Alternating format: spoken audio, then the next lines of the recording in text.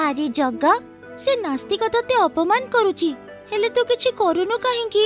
କୋଉ ନାସ୍ତିକ? ମୁଁ ତ କୋଉ ନାସ୍ତିକକୁ ଦେଖିନି। ତାହେଲେ ଚାଲୁନୁ ତାକୁ ଦେଖିବାକୁ ଯିବା। ଆରେ ତୁ ପରା ବଇଁ ଚୋକଳି ଆଣିଥିଲୁ, ସେଥିରୁ ଗୋଟେ ଦେ, ଆଗ ମୁଁ ଖାଇଦିଏ, ତାପରେ ଯୁଆଡେ ଯିବା କଥା ଯିବା।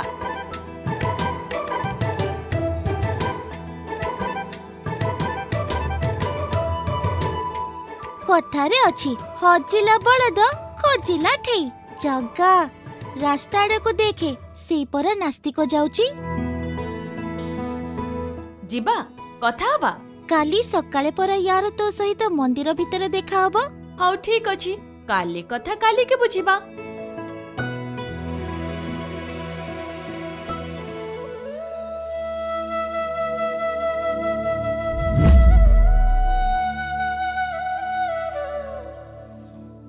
हे महाप्रभु जगन्नाथ, मु तुमको केते अपमानित कली, तुमर स्थिति उपरे प्रश्नवाची सृष्टि कली।